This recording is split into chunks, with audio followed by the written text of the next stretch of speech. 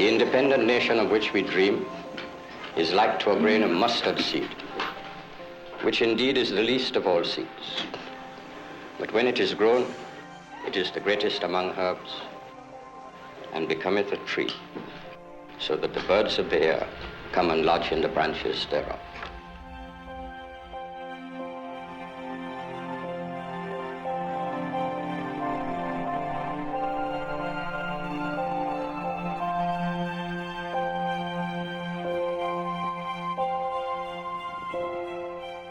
Nearly 60 years on, it's clear that the People's National Movement was much more than a fleeting thought when it was formed in 1956.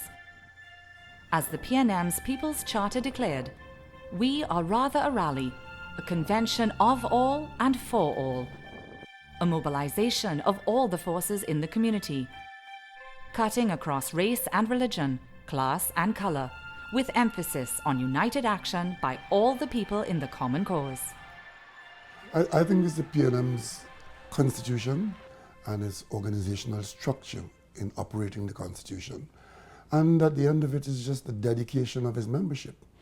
Even in bad times, we maintain our party groups, our constituency structures, our statutory meetings are held, our general council meets, central executive carried throughout, and these are requirements of the constitution. And as long as we do that, then the party survives through thick and thin.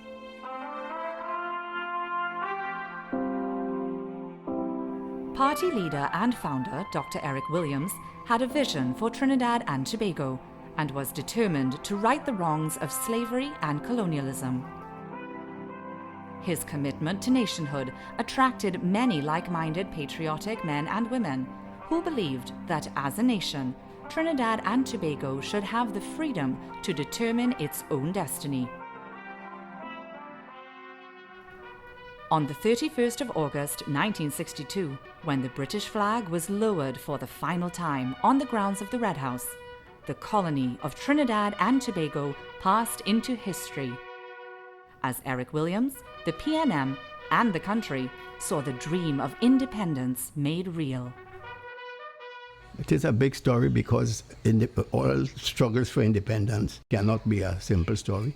Well, at that particular time, it meant doing what the rest of the world was doing, and that is wresting independence from the British. It was an age of great experimentation and excitement, and I was just happy to be part of it. Our headmaster, Mr. Charles Baird, made a big thing about us in primary school following the process. We were properly educated on what was happening, what was going to happen. And when we got to England for the Marlborough Conference, we were very much into the outcomes of those discussions on a virtually blow-by-blow situation. And our headmaster and our teachers were explaining to us what was happening. And there used to be these big posters about other countries that were getting their independence. And we were looking at them and reading them as part of our classwork. All our neighborhood was involved. My parents and grandparents would be talking about what was happening. So as children, we were very much into it. And the word was excitement. We were all excited about something good that was going to happen to us.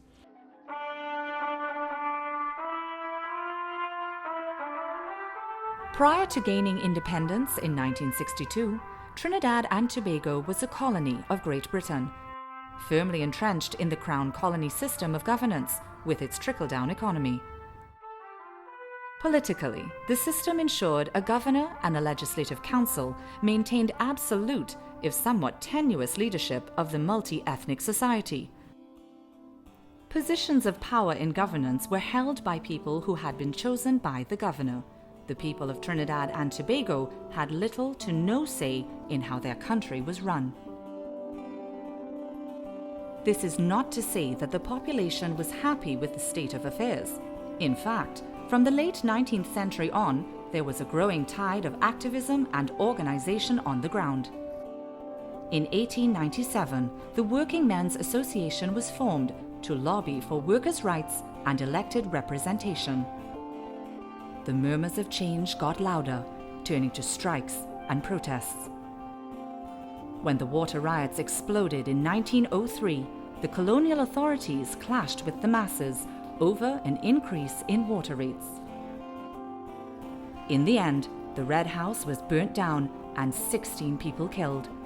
But thousands of people had come together in an expression of rage and frustration, which in time, not even the colonial authorities would be able to ignore.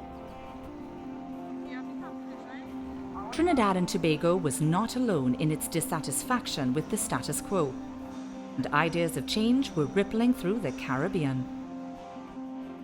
By 1914, Jamaican Marcus Garvey and his organization, the Universal Negro Improvement Association, were already agitating for social, economic, and political freedom for black people. The First World War further helped to galvanize a movement for change. Black soldiers from the Caribbean were subjected to appalling treatment by their white counterparts and superiors in the various theaters of war.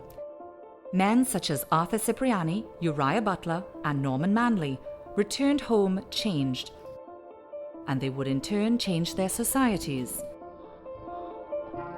By 1923, Cipriani had become the leader of the Trinidad Working Men's Association, and within 2 years, he was elected to the Legislative Council in Trinidad and Tobago's first election.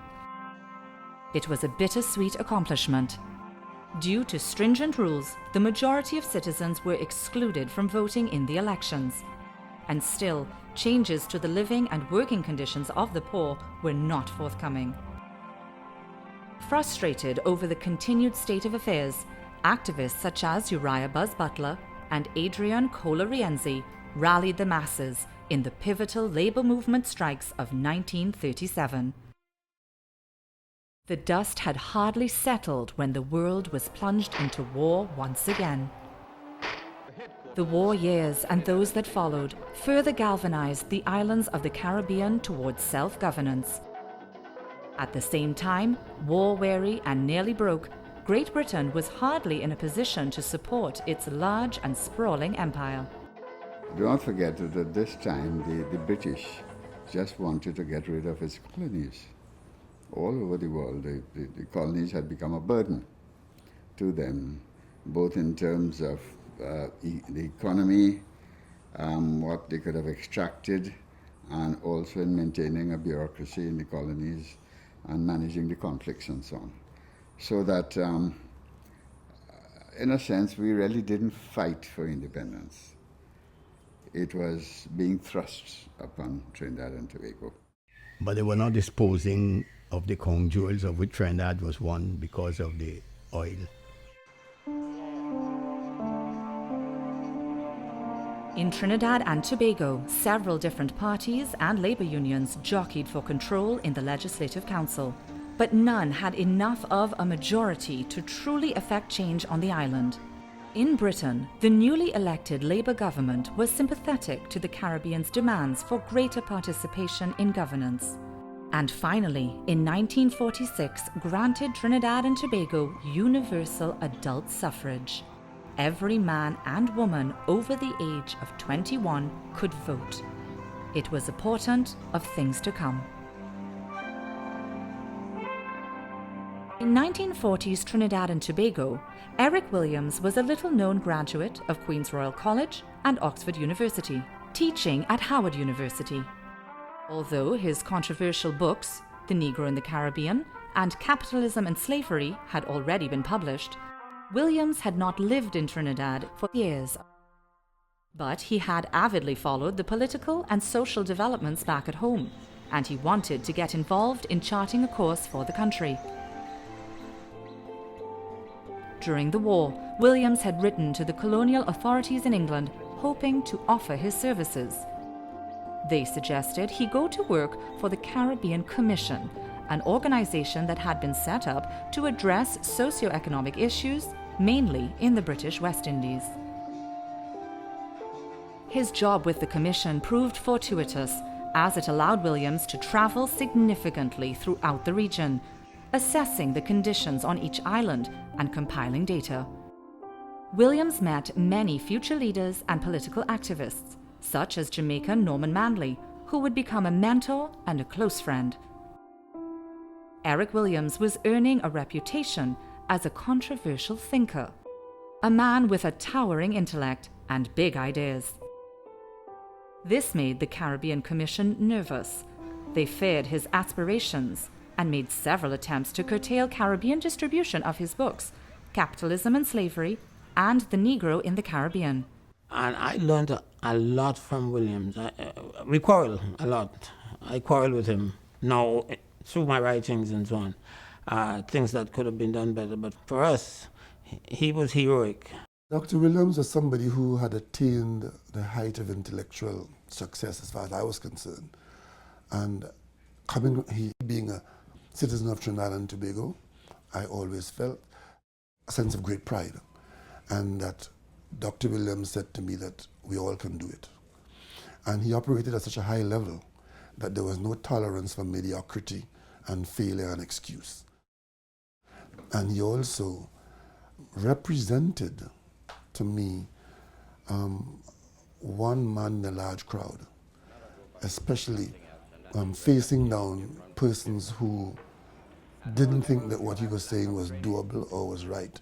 And he was able to demonstrate as leader of the country that these things are doable, and with patience, we all can get them done and the country can be better off. Through a series of public lectures and talks, Eric Williams was beginning to gain national attention. Well, my first encounter with Dr. Williams was sometime in 1954 when he was lecturing at the library. This is long before he even signified his intention to enter politics. He conducted a series of lectures at the Trinidad Public Library, which was then located on Knox Street. I followed him, and he looked around and asked me what was the score. We were playing a series of test match in Australia, and of course that would be midnight towards morning. And I replied to him, the score is to bring your ass, or some words to the effect, out in Woodford Square. Come out in Woodford Square. This is where we want the people who want to hear you. We don't want to hear you in the public library. Of course, that was my first encounter with him. You know, he spoke brilliantly, he spoke in a very mesmerizing way. I went to every political meeting he held, and whether it be in San Fernando or Harris Promenade, the Woodford Square. We followed around on my Rudge bicycle. We went from meeting to meeting to hear this man speak. When you went to Williams, you not only had fun because he was very witty, but you learned. That for me is an enduring contribution. Williams is a phenomenon. I think that's the only way to describe him. I became a strong advocate, a strong supporter of the views he was expressing. He embarked on a series of lectures throughout the length and breadth of the country. Talks were taking place by different groups of people under the sponsorship of the Teachers Economical Cultural Association. People like John Donaldson Sr., the Wilton Rogers, the Alexander brothers, and so on. But they were putting something together.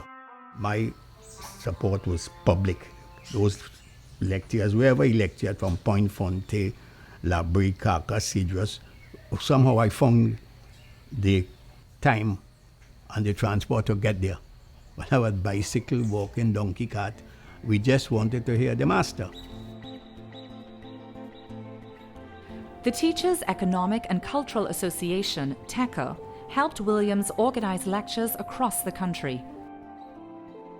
His most popular venue, Woodford Square, would later become affectionately known as the University of Woodford Square, with Williams holding forth to rapt audiences on a range of historical and political subjects. Subsequently to that, in 1955, June, when his contract was not renewed with the Caribbean Commission, and he signified his intentions of entering the political arena.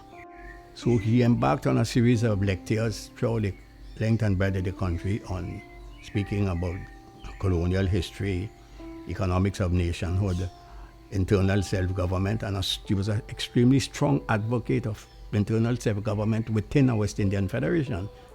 The Secretary General of the Caribbean Commission was not impressed with Williams' lectures, convinced that his radical ideas would undermine peace in the region.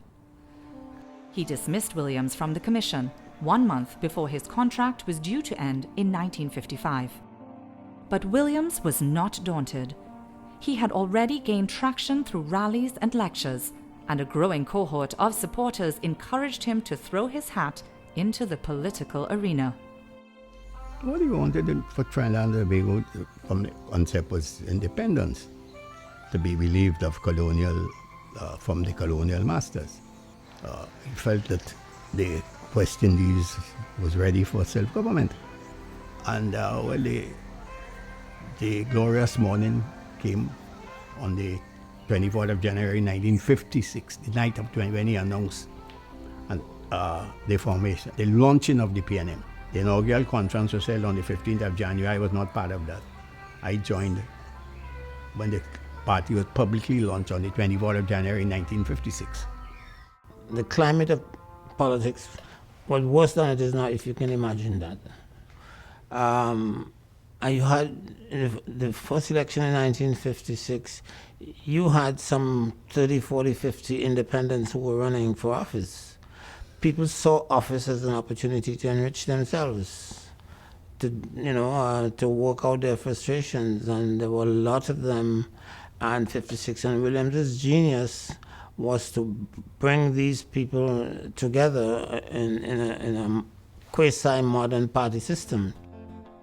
The PNM's People's Charter proclaimed, "We are not another of the transitory and artificial combinations to which you have grown accustomed in election years, or another bandwagon of dissident and disappointed politicians, each out merely to get a seat in the legislature."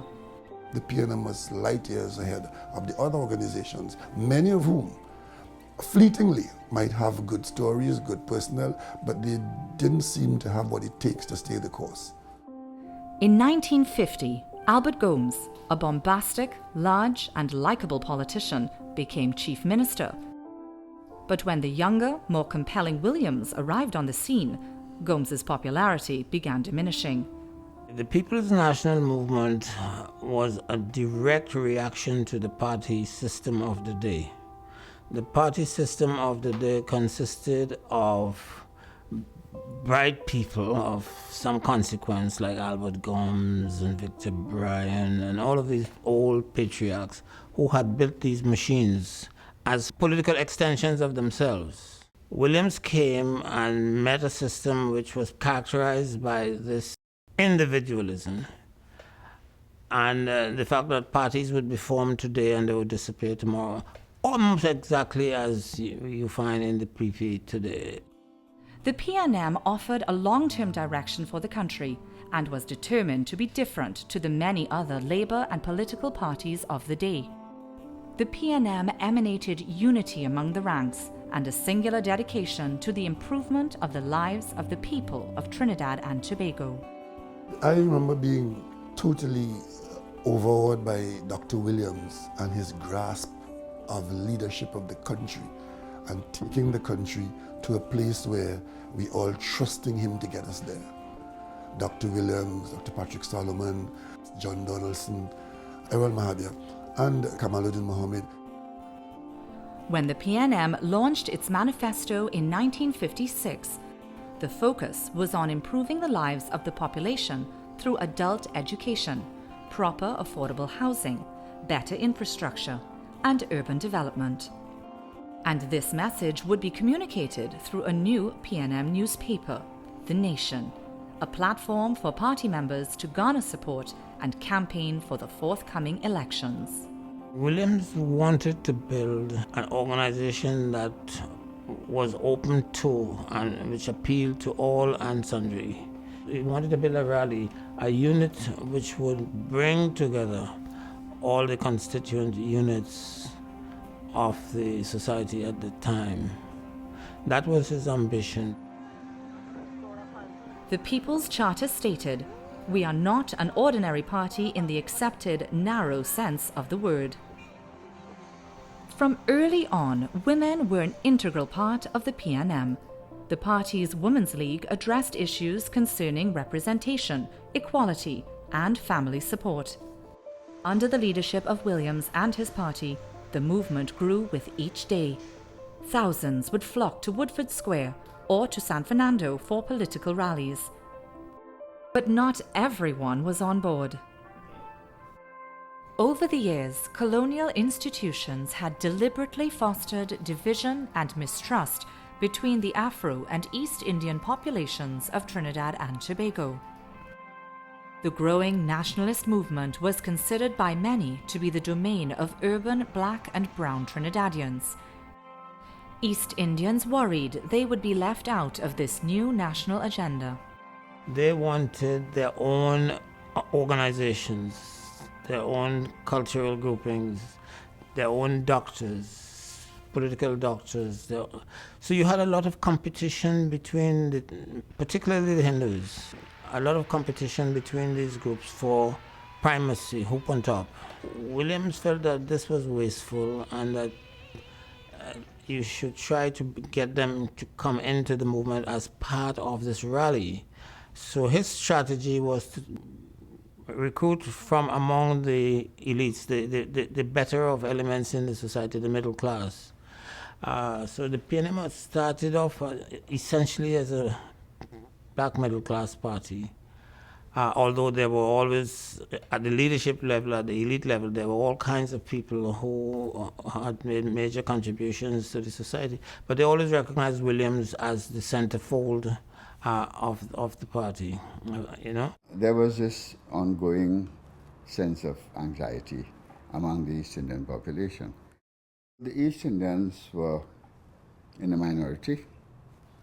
I think they were fearful that if independence came and they went into opposition,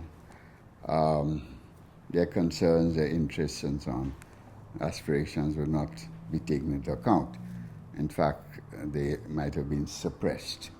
From the 1930s through to the 1960s, Badais Sagan Miraj was one of the most recognized advocates for disenfranchised East Indians. Miraj, who served on the Legislative Council from 1950 to 1955, was concerned that Hinduism and Indian culture might be swept away by the new nationalist generation.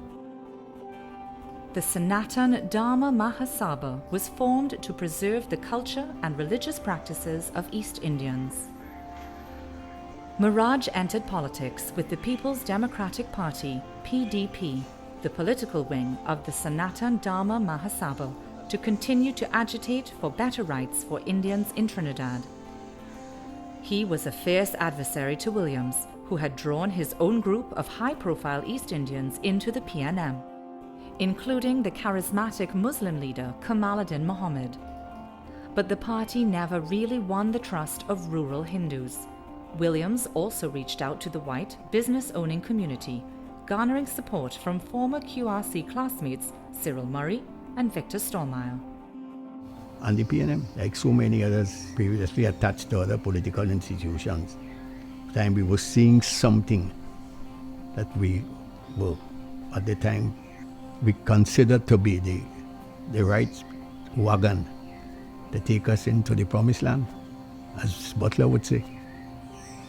So it wasn't too difficult. I mean, he was very constructive, very articulate, very determined, and it was something that we described in those days. We saw sort of New Jerusalem, led by Eric Williams. Of course, in retrospect, now we know that he was a human being like everybody else, but at the time, Williams could do no wrong. He did not want to build a coolie party. He did not want to build a nigger party. Some of them resisted what they thought were Williams's authoritarian characteristics. He was always criticized for having an authoritarian personality.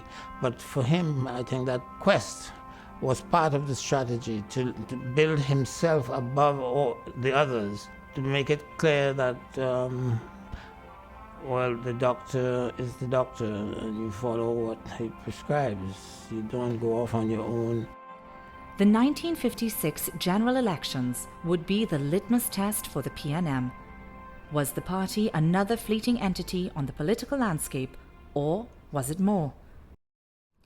In the end, the PNM would win 13 of the 24 contested seats, defeating Badais Miraj's People's Democratic Party by 8 seats and usurping Chief Minister Albert Gomes.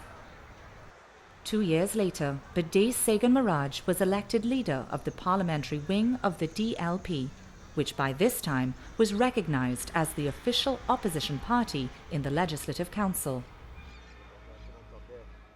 The effort of bridging the gap between races, rural and urban, oil and sugar workers proved to be an uphill task for the PNM.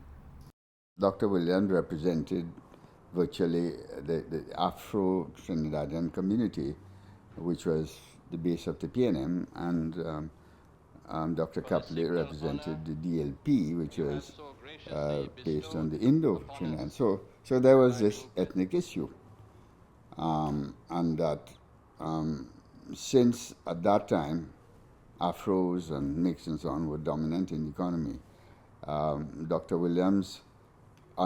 Capley was addressing the issue from a minority perspective, rather than from a perspective of, equality. Following the resignation of Badass Miraj as the leader of the DLP, Dr. Rudranath Kapildeo took over the reins. Kapildeo was highly intelligent and excelled in the fields of mathematics and law. The DLP hoped Kapildeo would be able to match the mind and charisma of Dr. Eric Williams. A number of contenders entered the 1961 general elections, but the PNM and the DLP had by far the most supporters. Racial divisions in the country became fodder for the platform, and many people ended up voting along racial lines. With Kapildeo at the helm, the DLP won 10 seats, with the PNM taking 20, a two-thirds majority. Dr. Williams was nominated Premier and asked to form the government. Kapildeo and the DLP would form the opposition. Prior to the British agreeing to independence, the idea of a West Indies Federation was proposed as a means of unifying the islands of the Caribbean into a strong economic and social bloc. Williams, along with Jamaica's Premier Norman Manley and other Caribbean leaders, agreed that there was strength in numbers and a united region would be more powerful. The Federation of the West Indies was launched on the 3rd of January 1958. It was a bold and optimistic undertaking that would require the full buy-in of all the member countries to have a chance at success.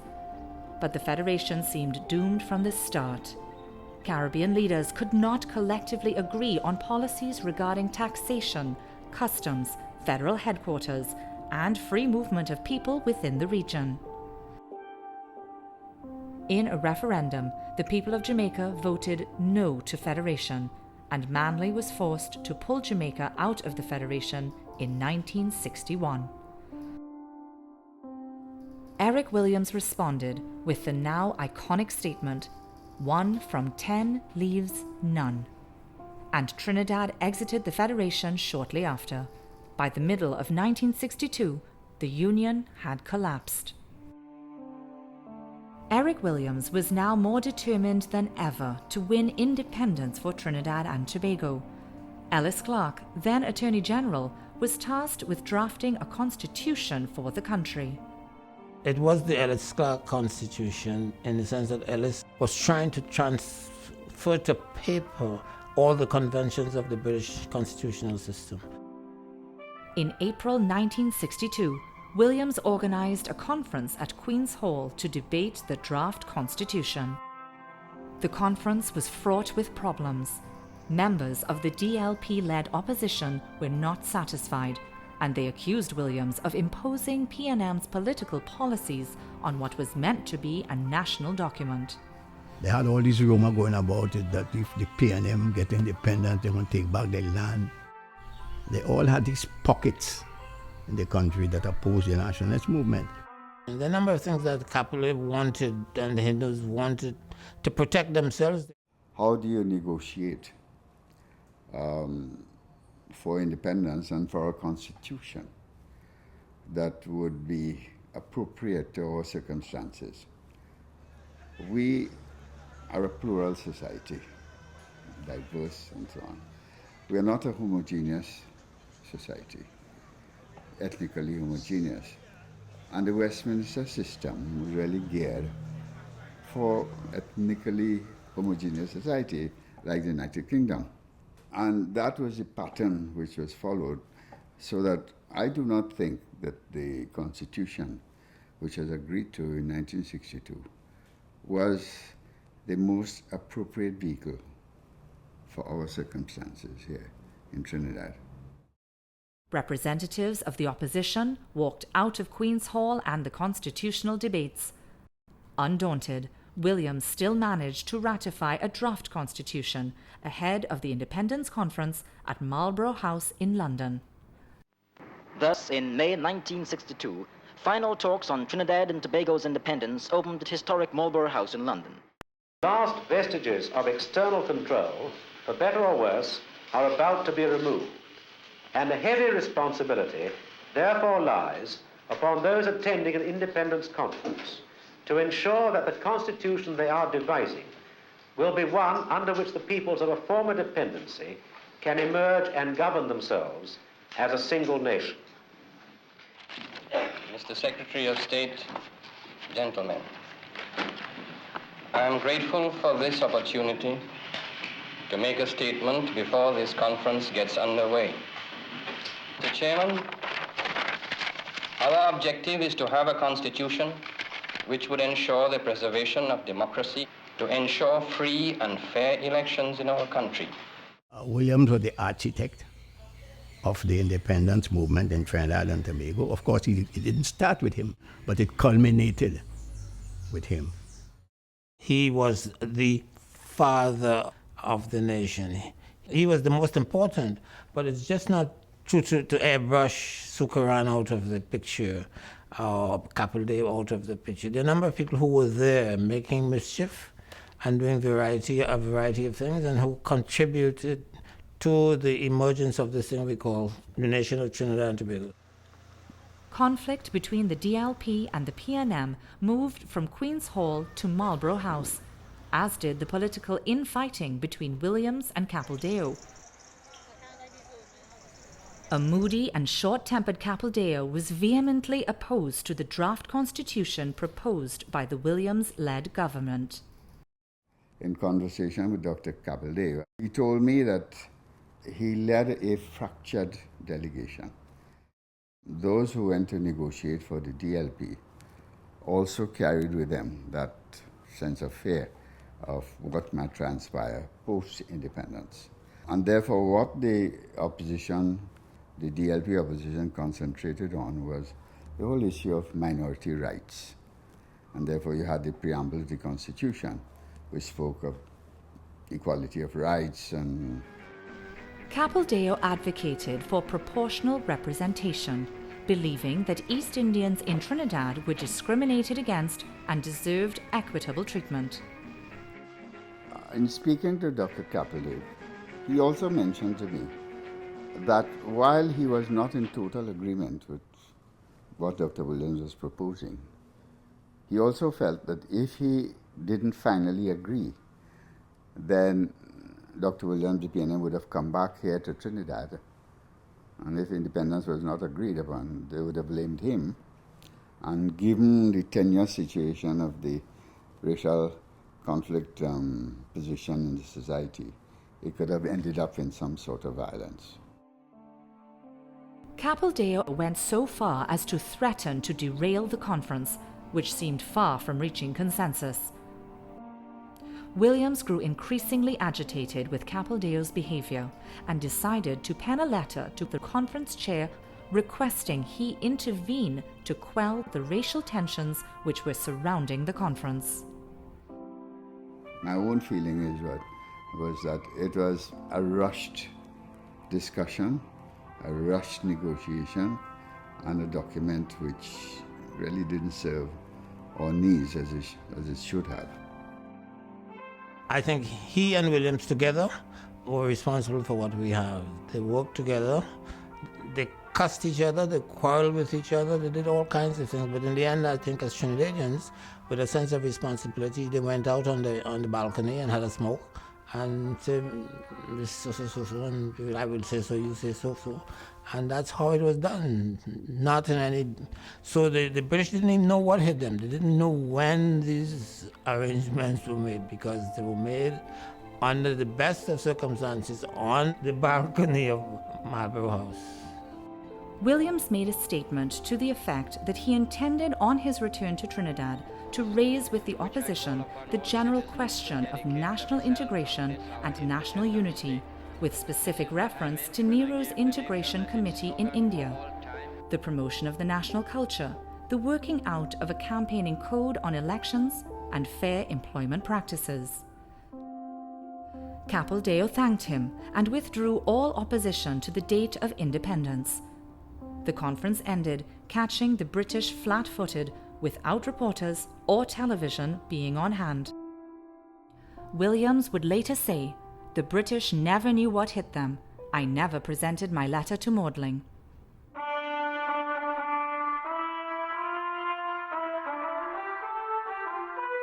The conference agreed on 8th June that Trinidad and Tobago should become independent on 31st August 1962, and that it wished to be accepted as a member of the Commonwealth. This achievement brought pride to all citizens of Trinidad and Tobago.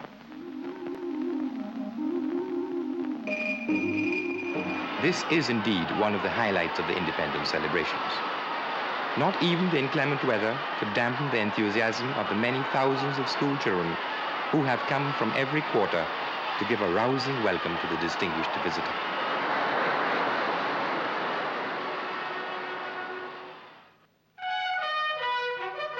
Port of Spain's Red House has been the scene of many historic events. It was on the lawn before it, Her Royal Highness, as the representative of the Queen, witnessed the birth of our nation, when the Union Jack was lowered, marking the end of alien rule.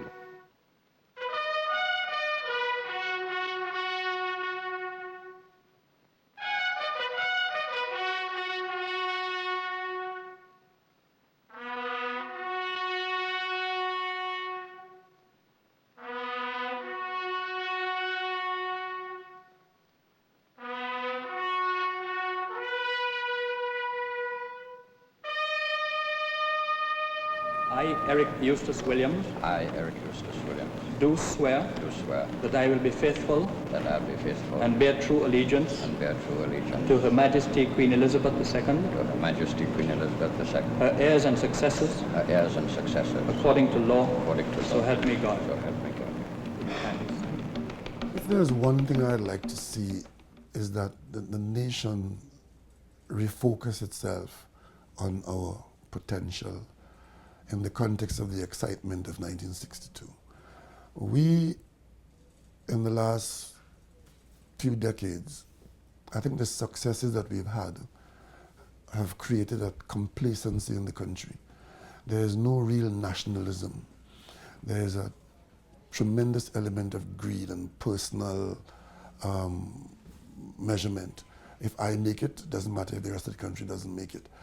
And the promise of the independence movement and that excitement you mentioned in 1962 and the years soon after, I think that flame has flickered and in some instances have gone out, and it needs to be rekindled, because we are not without the same or even more resources, and we've made tremendous investments in the human capital and the infrastructure of the country, but then there's an attitude of irresponsibility, where now we have moved to the point where we are accepting corruption in public affairs as a normal way of life.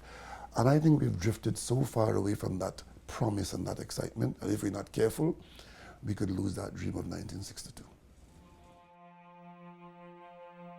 Within 6 years of the arrival of Dr. Eric Williams and the People's National Movement on the political landscape, Trinidad and Tobago was an independent nation, free of the shackles of a colonial system hundreds of years in the making.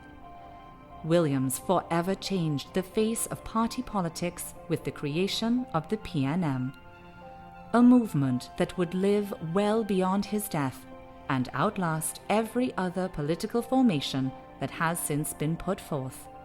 Like the party's slogan declares, "Great is the PNM and it shall prevail.